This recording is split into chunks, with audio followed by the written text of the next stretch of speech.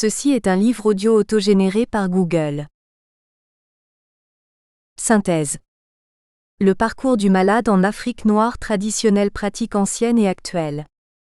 Jacques Barrier. À l'instar de la scénographie de l'exposition sur les arts de guérir en Afrique traditionnelle à Nantes, nous décrirons le parcours du malade africain en plusieurs étapes. Comment cette personne vit-elle sa maladie? Comment le praticien traditionnel va-t-il orienter le diagnostic, en rechercher la cause et enfin prescrire le traitement? Ce chapitre est donc une synthèse de la problématique de la guérison africaine.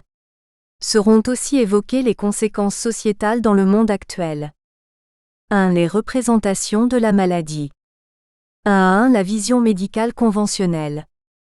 1. La représentation du mal et de la maladie en Afrique subsaharienne. 2. Les interventions du devin guérisseur. 2. Le statut.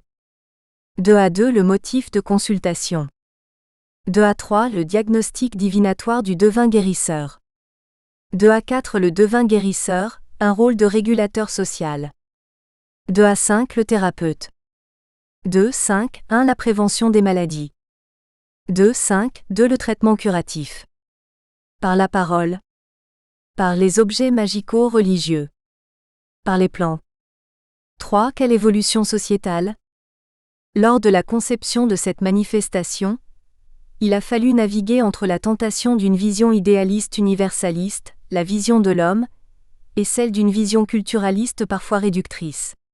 En effet, par les objets et les documents présentés, ont été mises en avant des croyances et pratiques singulières et parfois même étonnantes qui sont spécifiques de telle ou telle ethnie, comme elles ont pu être observées et décrites de façon contemporaine par un ethnologue ou auparavant par un explorateur, un missionnaire ou un administrateur des colonies. En revanche, la vision universaliste est d'essence humaniste intemporelle. Elle identifie et relie les valeurs et identifiants communs à l'homme dans toutes les parties du monde.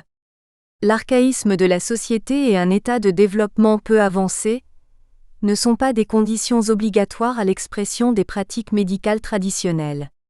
Dans les pays occidentaux, que ce soit en Europe ou en Amérique du Nord, les pratiques médicales traditionnelles, d'origine étrangère ou locale, sont loin d'avoir disparu. Il est même noté un retour significatif à ces pratiques.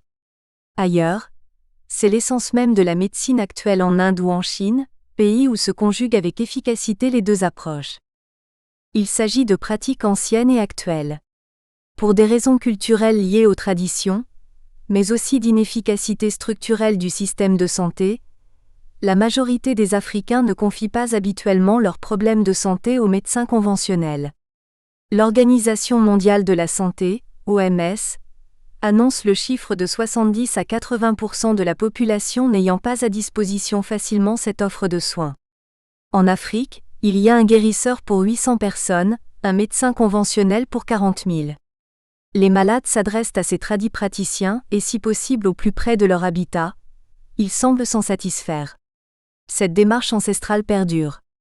Démarche naturelle dans les villages, elle s'est transposée dans les grands centres urbains surtout pour les populations pauvres.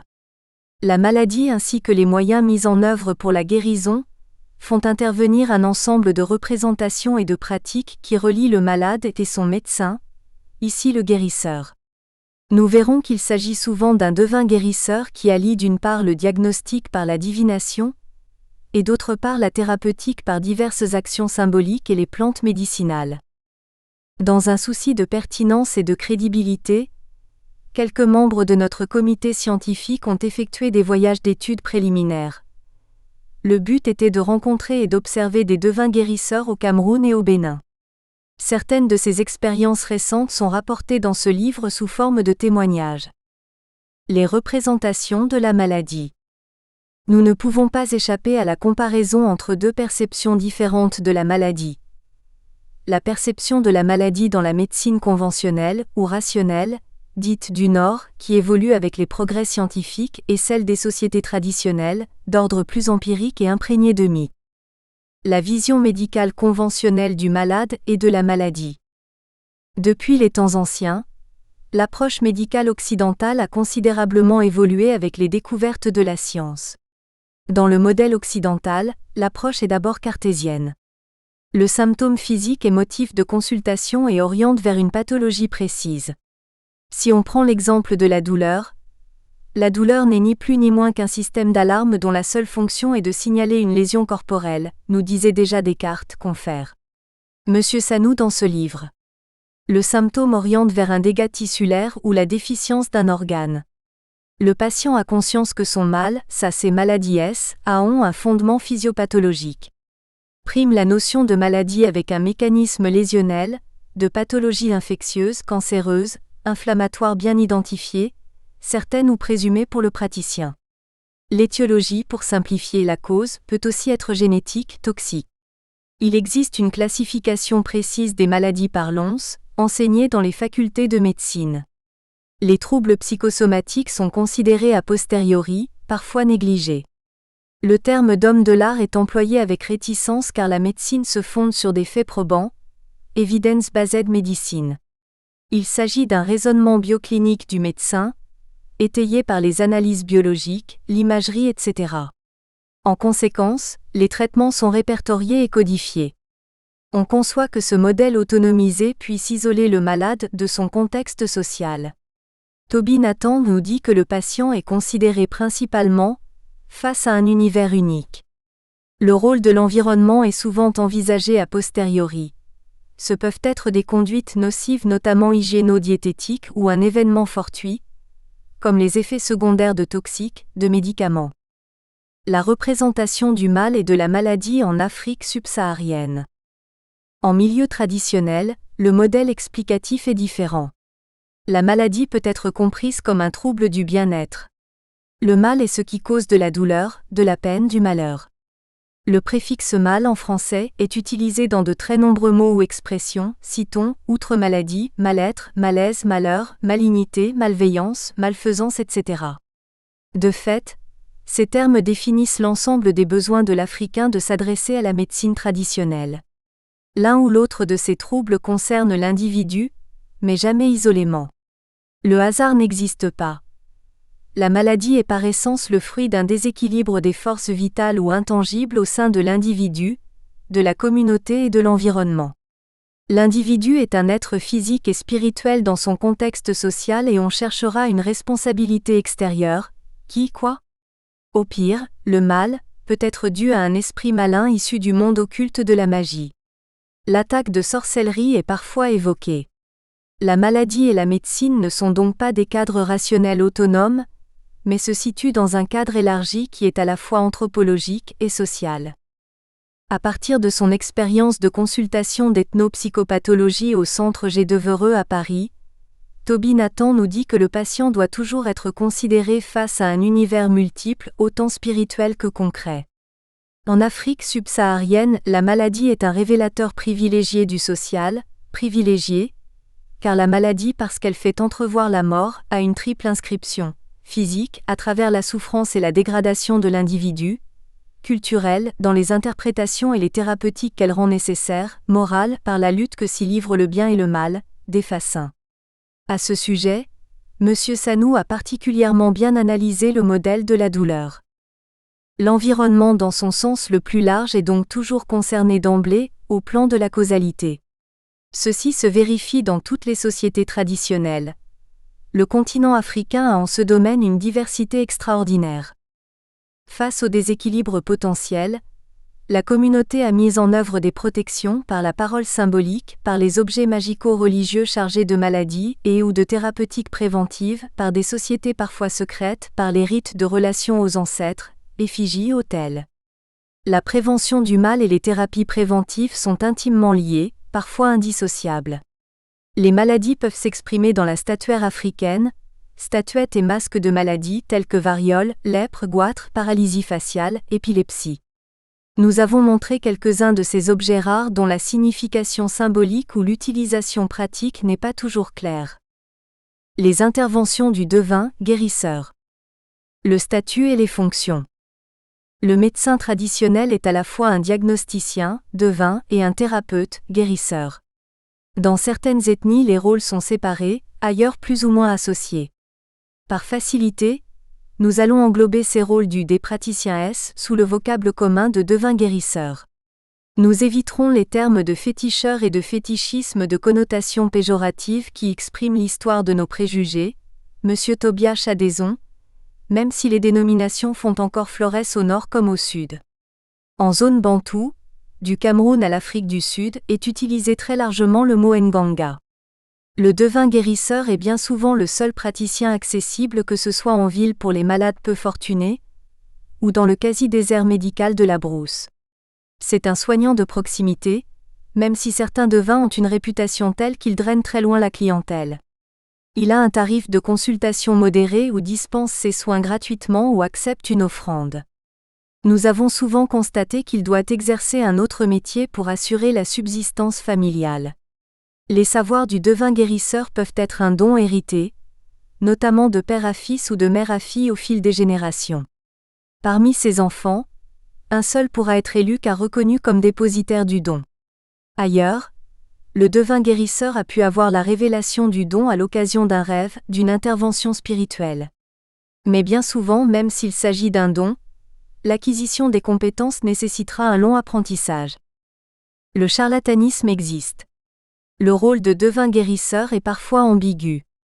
Pour des Fassins, à partir de son expérience dans la banlieue de Dakar, il existe de fait des savoirs noirs, reliés au secret, et des savoirs blancs, par exemple ceux rattachés au Coran, à la Bible dans ces pays où les religions du livre sont fortement ancrées. Le savoir noir et secret, mystérieux, n'est-il pas parfois celui d'un sorcier ? La clientèle peut alors s'inquiéter, les rumeurs sont rapides. Tel devin guérisseur pourra passer d'un rôle social positif de bienveillance à celui de sorcier malveillant. Le motif de consultation. Le symptôme et le motif de consultation. Les circonstances d'apparition, ici le déclenchement supposé, sont aussi importantes à considérer que le mode d'expression physique. Intervient très souvent la dimension symbolique dans la relation de cause à effet, et la logique de l'origine peut échapper à la rationalité scientifique occidentale. De fait, il s'agit de deux rationalités d'essence différentes. Les catégories pathologiques évoquées sont d'ordinaire larges et imprécises: fatigue, fièvre, diarrhée, jaunisse, maladie des femmes, folie. Identifier donc nommer la maladie est un processus complexe, d'autant que le mal est secondaire à une problématique sociale visible ou invisible. Dans les sociétés traditionnelles, exprimer le fait d'être mal est prioritairement lié à un problème aigu, accompagné de douleurs, de souffrances physiques ou morales, plus que chroniques, d'expressions souvent silencieuses. En conséquence, la principale demande du patient sera d'être soulagé immédiatement. Dans son esprit, n'est-ce pas guérir ? La maladie chronique est souvent négligée dans sa phase silencieuse et ne fera intervenir le guérisseur que lors des complications parlantes.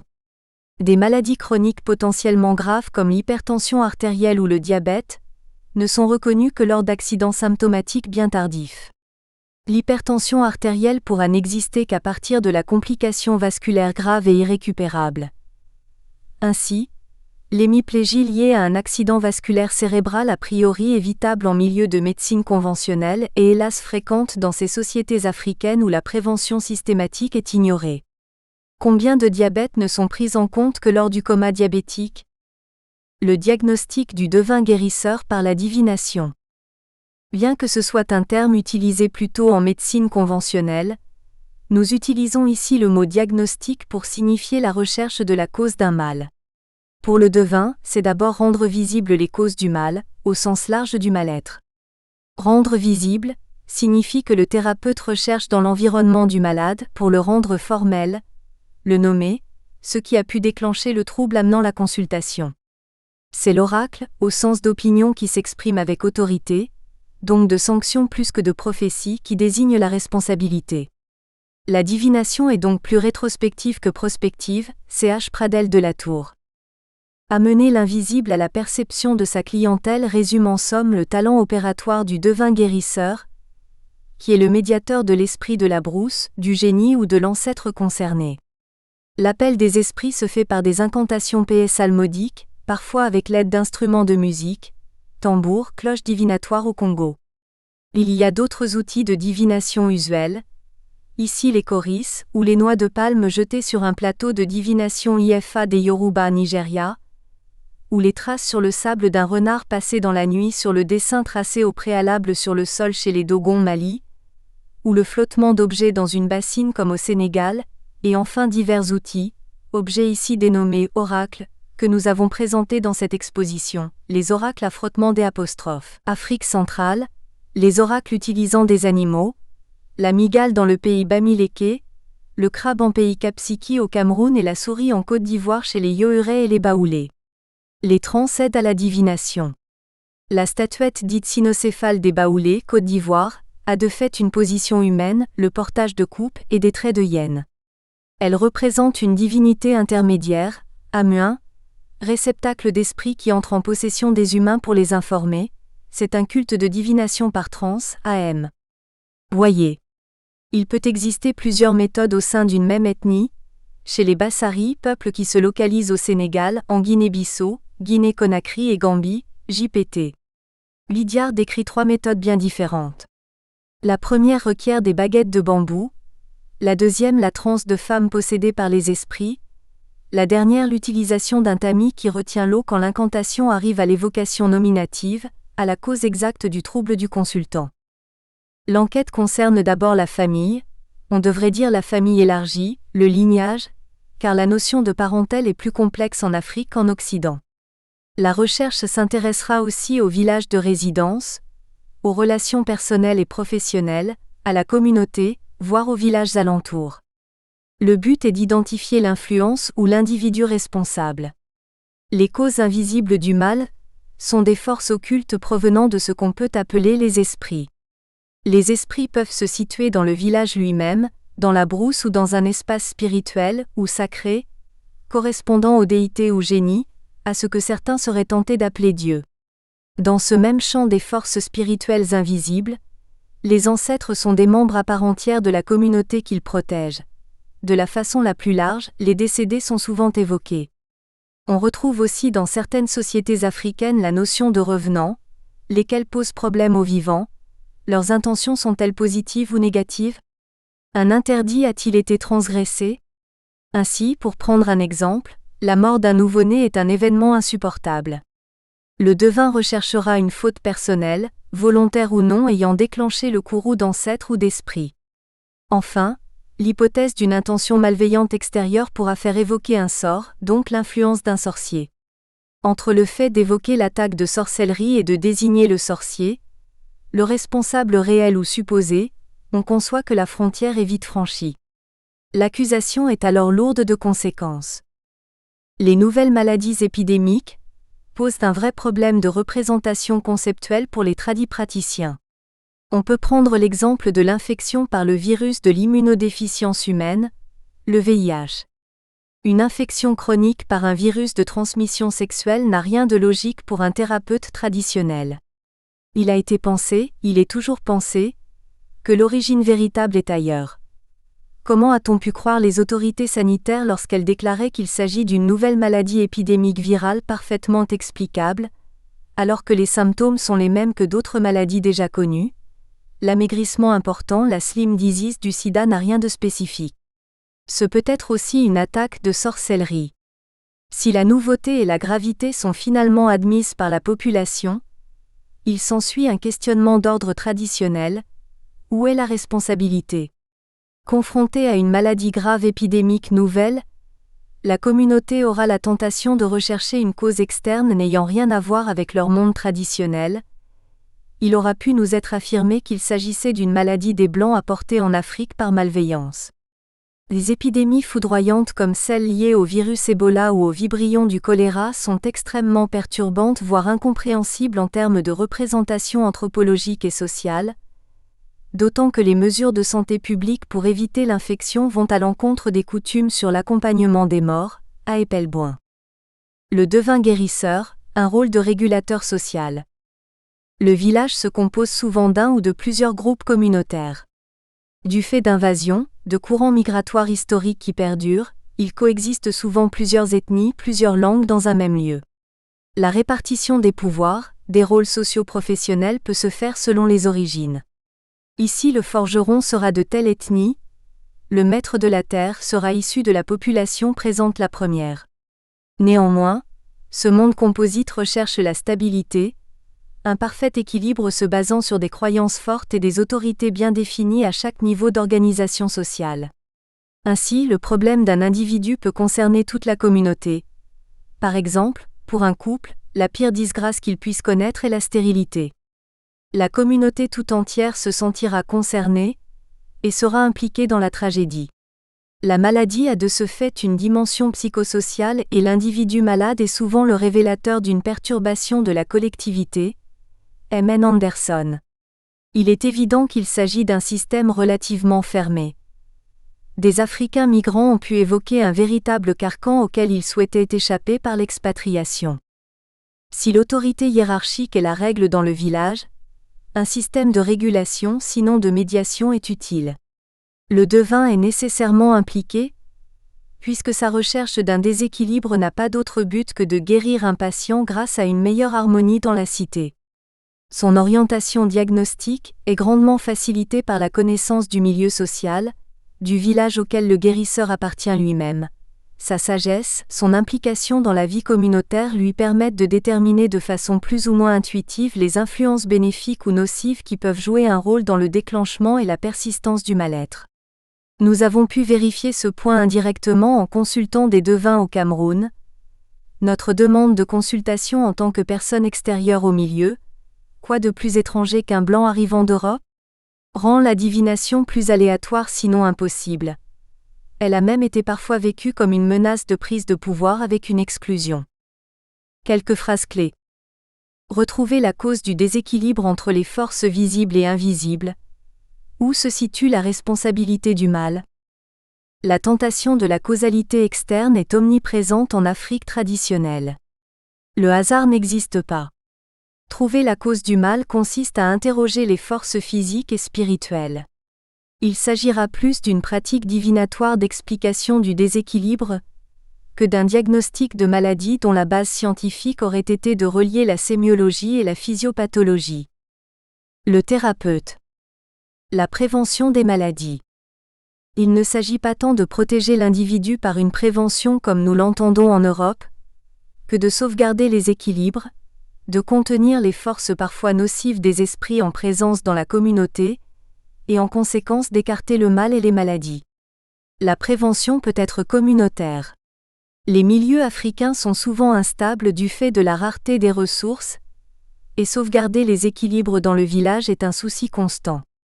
C'est la raison pour laquelle nombre de villages, de cases ou de concessions possèdent des hôtels d'ancêtres tels ceux du peuple Kota-Gabon, ou des lobbies, notamment les Dagara Burkina Faso, représentés dans cette exposition. Il convient de les honorer pour attirer la bienveillance des esprits et empêcher le déclenchement du mal. Au plan individuel, le rôle du devin guérisseur consistera aussi à participer à la protection.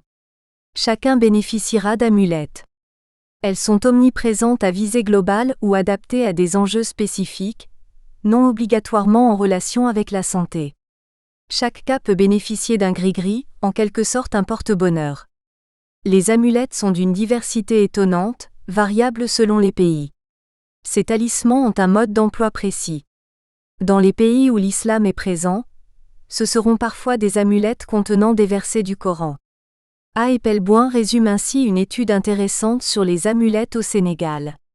En Afrique de l'Ouest, des guérisseurs, des marabouts reçoivent les populations en consultation et répondent à leurs besoins de santé et de réussite en leur fabriquant des talismans. On peut les distinguer selon qu'ils relèvent de traditions orales africaines. Les objets sont sans écriture, simples ou complexes, combinant rituellement prière, souffle et souvent salive, des offrandes diverses aux instances, noix de cola, sang d'un animal sacrifié, des matières minérales, marines, végétales, animales, des métaux, tissus, plastiques, miroirs, et des objets artisanaux ou industriels, enfin de traditions écrites, basées sur des paroles et écritures coraniques, proscrivant ou acceptant certains rituels, matières et artefacts relevant des traditions africaines. Le traitement curatif. Il y a une multiplicité des modes opératoires des guérisseurs. Par la parole et les cérémonies. En Afrique, la parole a une valeur primordiale. Un proverbe Peul le résume, la parole ne pourrit pas. Le tradipraticien est maître de la parole agissante, de l'influence qui guérit, Thénatan. Nommer la responsabilité ne suffit pas toujours à guérir le patient. Certes, identifier la cause du mal peut engager un processus d'amélioration surtout dans les troubles psychiques ou psychosomatiques. Ainsi, le groupe, le village peuvent mettre en place un cérémonial, un palabre pour trouver la responsabilité du mal qui touche un de ses membres. Dans ce domaine, les séances de guérison en groupe, parfois avec des confessions publiques, sont des compléments aux rituels de purification et à la prescription de remèdes. M. Anderson. Ceci a été décrit de façon détaillée dans la cérémonie rituelle d'une Doep chez les Lébou au Sénégal et magistralement chez les Douala, dans la ville homonyme de Douala au Cameroun, par Euderoni, jésuite, mais aussi Nganga, formateur lui-même de guérisseurs. Il est un grand témoin des pratiques de guérison en Afrique. Les cérémonies rituelles de guérison sont parfois complexes. Elles peuvent combiner la musique, la danse, la possession par des esprits parfois avec l'aide de drogues psychotropes et de diverses pratiques. R. Arnaud. Ces cérémonies ont une fonction sociale large et ne sont pas uniquement consacrées à la guérison d'une personne. Les maîtres et les sectes d'initiés qui les conduisent interviennent pour toutes sortes de problèmes concernant la communauté. Ce ne sont donc pas tout à fait des guérisseurs au sens de praticiens exclusifs. Par les objets magico-religieux. L'exposition a montré des objets d'Afrique de l'Ouest et de l'Est, mais c'est en Afrique centrale, Congo-Brazzaville et République démocratique du Congo, qu'on retrouve en nombre les objets les plus caractéristiques. Les objets à charge, parfois appelés minkese, singulier, nekese, sont une des multiples expressions de l'art de guérir. L'utilisation est intimement liée à la personne du devin guérisseur ou Nganga, sujet aussi respecté que craint car faisant l'interface entre le monde des vivants et le monde de l'invisible. Les fonctions de ces statuettes magico-religieuses sont innombrables, tantôt destinées à guérir ou se protéger des maux du corps et de l'esprit, ou bien à combattre les agressions extérieures psychiques par les mauvais esprits ou les sorciers. Elles sont à usage individuel ou communautaire. C'est ainsi le cas chez les Batéké, où le Matompa visait à protéger le village de la trypanosomiase ou maladie du sommeil, véritable fléau dans ces régions reculées d'Afrique jusqu'au milieu du XXe siècle. La composition de la charge ou bilongo va en déterminer la fonction. La formule magico-religieuse ou médicinale est préparée par le Nganga lui-même à partir d'ingrédients divers. Une fois chargés de ces médecines et autres ingrédients magiques, ces objets obéiront aux intentions et aux recommandations du Nganga qui seul a le pouvoir de les maîtriser. Afin d'en maintenir les fonctions, ces objets recevront régulièrement des offrandes de sang, de noix de kola, ou diverses libations à base d'huile de palme, les recouvrant ainsi d'une véritable croûte sacrificielle plus ou moins suintante. Hôtel domestique lobby avec objets chargés Campti Burkina Faso copyright J. Barrier 2018. Par les plantes. Le guérisseur est aussi le plus souvent un phytothérapeute. La végétation africaine est d'une grande diversité dans les forêts luxuriantes tropicales et équatoriales, mais aussi en savane, sachant que le désert gagne du terrain dans le Sahel, ce qui va limiter à l'avenir certaines ressources médicinales. Les plantes sont omniprésentes et accessibles, sous la main du guérisseur. La pharmacopée est de ce fait impressionnante. Prenons l'exemple des Gebaya en Afrique centrale, dans une petite communauté de quelques milliers d'individus à la frontière du Cameroun et de la Centrafrique. Ils utilisent plus de 700 plantes différentes, chaque famille pouvant avoir la pratique d'une ou de quelques plantes pour une maladie spécifique, Perulondoko. Pour l'utilisation des plantes, les représentations jouent aussi un rôle considérable. Il peut exister un secret autour de la nature et de l'esprit de la plante avec des règles très strictes qui entourent toutes les étapes depuis les circonstances et le mode de la cueillette, la préparation et l'utilisation. Par ailleurs, une même plante peut avoir une efficacité dans de multiples indications très différentes. Il en est ainsi de Securidaka, plante médicinale utilisée du Sahel à l'Afrique du Sud tantôt pour la toux, tantôt la bronchite, les maux de poitrine, les refroidissements, les maux de tête, la fièvre, la malaria, les inflammations, les maux de dents, les abcès, l'atteinte par le ver de Guinée, les saignements de nez, les maladies oculaires, les rhumatismes, les convulsions de bébé et une dizaine autres pathologies répertoriées par C. de Laude. Ces indications peuvent varier d'une région à l'autre. Comment ne pas parler alors de plantes magiques ? Les principes actifs sont loin d'avoir été tous étudiés dans des laboratoires scientifiques. Une même plante peut contenir plusieurs principes. Ailleurs, notamment au Burkina Faso, le département de médecine traditionnelle du ministère de la Santé ne donnera de statut officiel à un tradipraticien que s'il se limite à quelques plantes qu'il est censé bien connaître et manier. Presque tous les marchés ont leur pharmacie parfois réduite à quelques tas de poudre, feuilles et écorces, pharmacie dite parterre ou de poteaux. Elles peuvent être plus structurées, avec des préparations végétales conditionnées par le vendeur ou des sociétés locales. Certaines se disent certifiées, d'autres ont manifestement une origine douteuse. L'automédication est une pratique usuelle. Le vendeur se prétend bien souvent guérisseur et peut donner un conseil au badaud. Quelle évolution sociétale de la pratique traditionnelle ? Depuis plusieurs décades, de nombreux gouvernements africains reconnaissent officiellement l'intérêt de la médecine traditionnelle, et surtout des herbes et écorces à visée thérapeutique. Ce n'est que justice si on se rappelle que nombre de médicaments utilisés au Nord sont d'origine végétale, depuis la très ancienne digitaline jusqu'à des anticancéreux utilisés actuellement, dont certains viennent du continent africain. L'industrie pharmaceutique s'intéresse donc à la pharmacopée africaine. La reconnaissance professionnelle du guérisseur, donc du tradipraticien, permanent ou occasionnel, serait une étape sociétale importante. Elle est réclamée par de nombreux praticiens. Cette légitimation n'est pas facile à mettre en œuvre pour de multiples raisons. Ainsi, le statut social du guérisseur africain est variable. Il s'agit souvent d'une pratique de voisinage sans statut professionnel. Par exemple, le cultivateur ou le charpentier va prescrire telle ou telle plante dont il a l'habitude. Comme dans toutes les professions, la rémunération s'impose. Mais si elle est souvent raisonnable, il peut y avoir un enrichissement plus ou moins exhibé et même un risque de charlatanisme et d'escroquerie, comme l'a rappelé Desfassins pour certains marabouts et guérisseurs affairistes. Parfois la guérison divine est la seule ressource de patients, notamment au sein des églises réveillées, dont les pasteurs peuvent avoir des pratiques ambiguës. À l'inverse, tout est possible jusqu'à la gratuité par altruisme et même le dépouillement. La légitimation de la médecine traditionnelle sera un processus long et difficile, en raison de la réticence des médecins formés dans le modèle occidental. Nous avons vu que le devin guérisseur a une crédibilité importante dans les populations, mais s'inscrit dans l'irrationnel scientifique. Ceci suffit à le décrédibiliser aux yeux de la médecine officielle.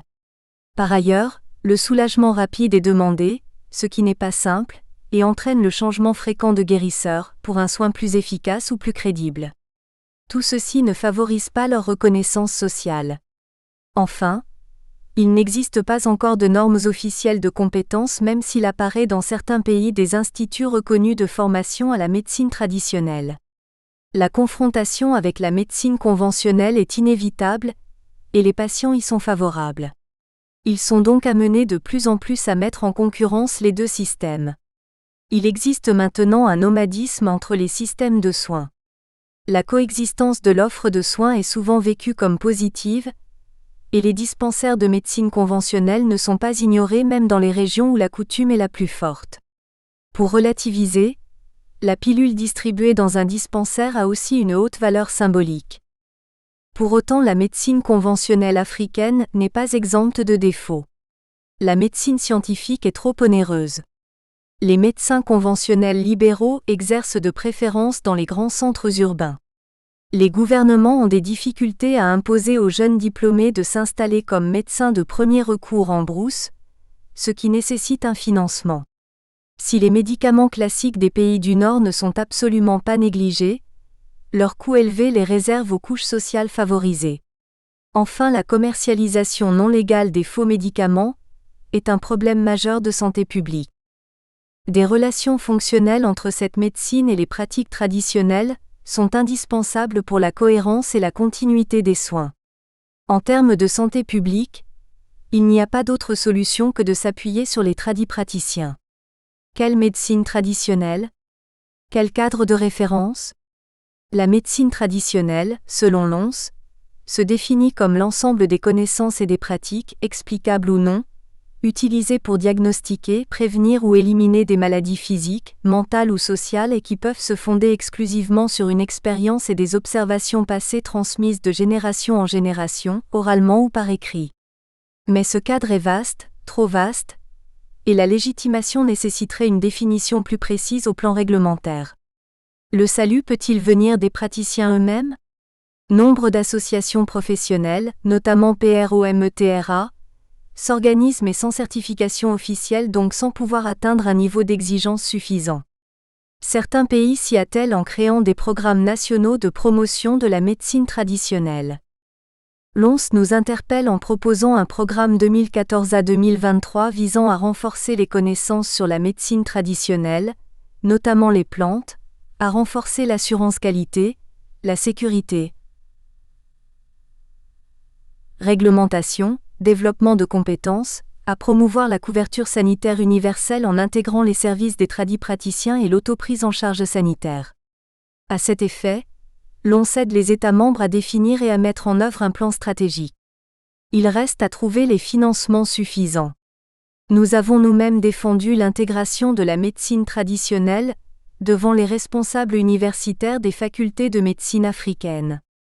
Certaines ont déjà créé des départements de médecine traditionnelle, à l'instar des disciplines scientifiques.